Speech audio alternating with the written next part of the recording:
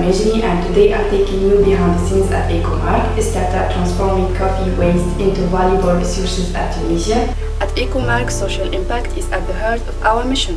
60% of our team are women, and we recently partnered with Wallah We Can to train women in mushroom farming, empowering them with sustainable economic opportunity. On this eco-friendly substrate, we cultivate products mushrooms without pesticides or chemical.